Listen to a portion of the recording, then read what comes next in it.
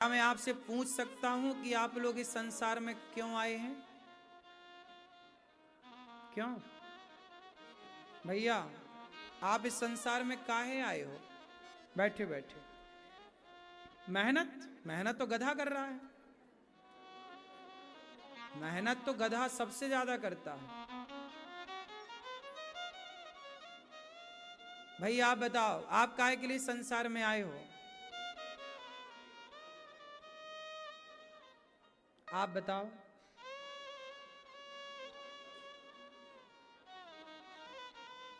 अच्छे कर्म करने, ईश्वर की प्राप्ति करने।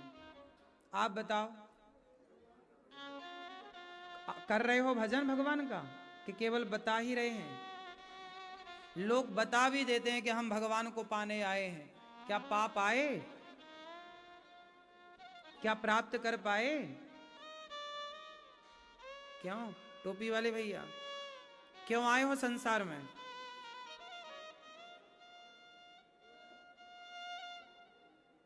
बोलो मैया। ओ लाल मैया, क्या बोलती तू? संसार में क्यों आई हो मेरी माँ? हैं?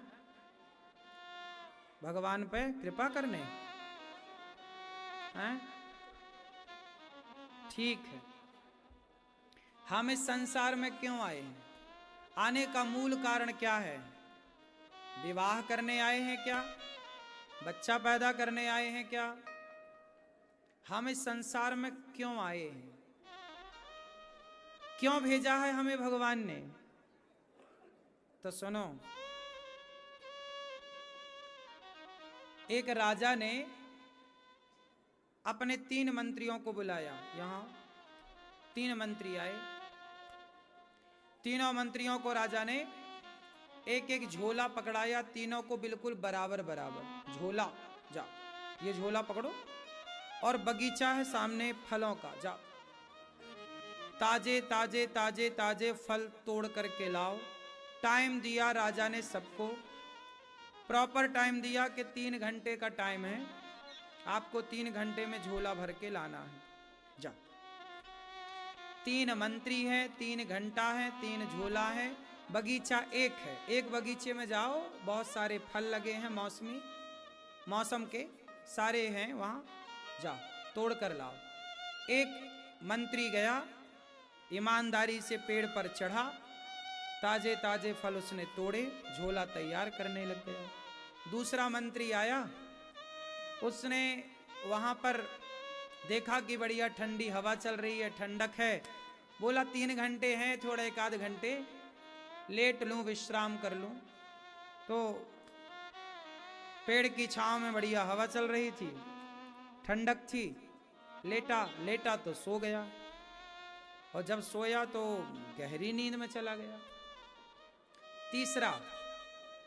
तीसरा द्वार पर जो से वहां का माली था, उस बगीचे की देखरेख करने वाला, उससे बात करने लगा। पंचायत, कितना पेड़ लगे हैं यहाँ, कितना फल होता है, कितने का टर्नओवर है, कितना आता है पैसा, कितना, सब जानकारी वो इतना पंचायत में डूबा कि उसके कब 3 घंटे निकल गए पता ही नहीं लगे। जब वो ऊपर पेड़ में चढ़कर तोड़ने वाला ईमानदार मंत्री जब तोड़कर चला, तो देखा कि उसका दूसरा साथी सो रहा है। तो उसी ने जगाया, ए भैया उठ जा, टाइम हो गया। अरे टाइम हो गया, और मैंने तो झोला में कुछ भरा ही नहीं। तुरंत उसने जो नीचे पड़े थे, हवा से गिर गए थे, सड़े पचे जो फल थे, उनको भरा, झोला तैयार। दोनों बाहर निकले तो तीसरा पंचायत कर रहा गेट पे। अरे समय हो गया, देखा नहीं? अरे समय हो गया, पता ही नहीं लगा, हम तो 2 घंटे से 3 घंटे से प्रपंच कर रहे थे। अब वो क्या करे, उसने माटी पत्थर भरे, ऊपर कुछ फल मिल गए होंगे, थोड़ा बहुत भरा, तीनों का झोला तैयार। एक के झोले में ताजे फल हैं, दूसरे के झोले में बासे फल हैं जो बहुत दिन पहले गिरे थे, सड़े हैं, कुछ कुछ साफ हैं, कुछ ऐसे ही, और तीसरे के झोले में तो माटी थी और पत्थर थे नीचे। उसने अब जल्दी जल्दी में पत्थर माटी, समय निकल चुका। तीनों राजा के सामने खड़े भई, महाराज की जय हो। आ गए, चलो बताओ क्या लाए हो?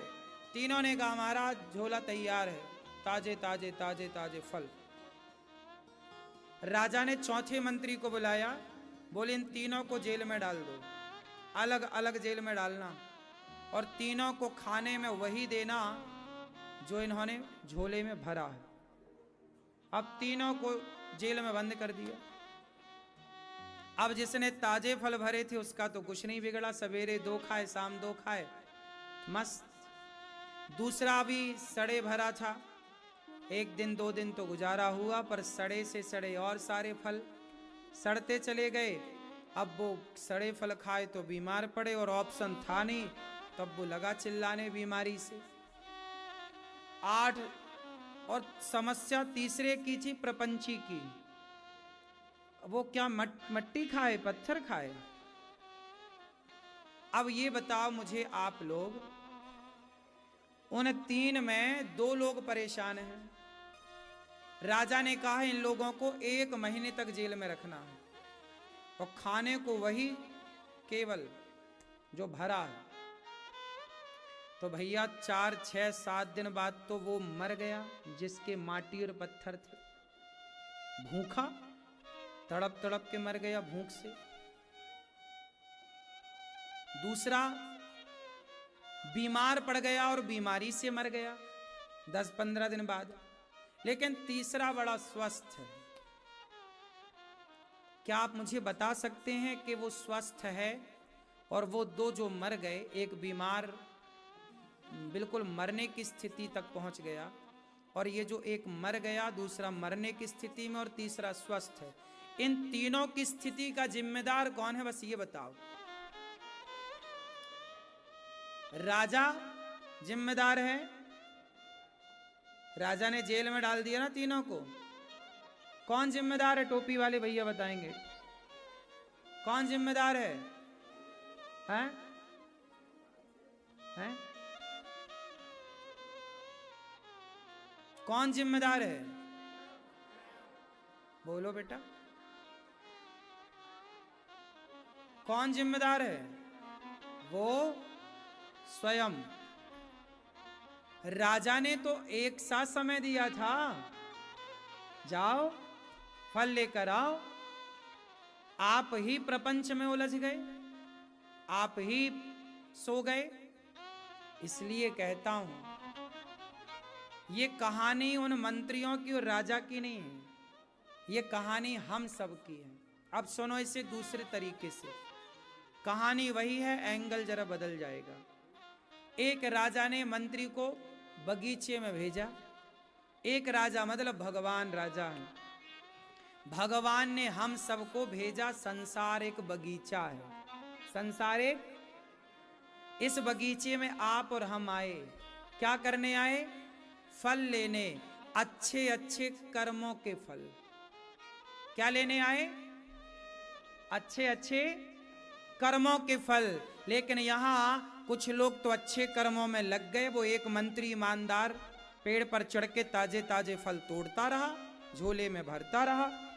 कोई है जो इस कलिकाल में भी अच्छे कर्म करने में लगा है, सुन नहीं रहा है दूसरों के प्रपंच को, लेकिन दूसरा दिन रात खाए पिए के सो रहा है, सो रहा। आप लोग समय कहाँ ज्यादा गवाते हो? दिन भर सोना। इसलिए कहते ना, उठ जाग मुसाफिर भोर भई, अब रैन कहाँ तू सोवत है। जो सोवत है वो खोवत है, जो जागत है वो।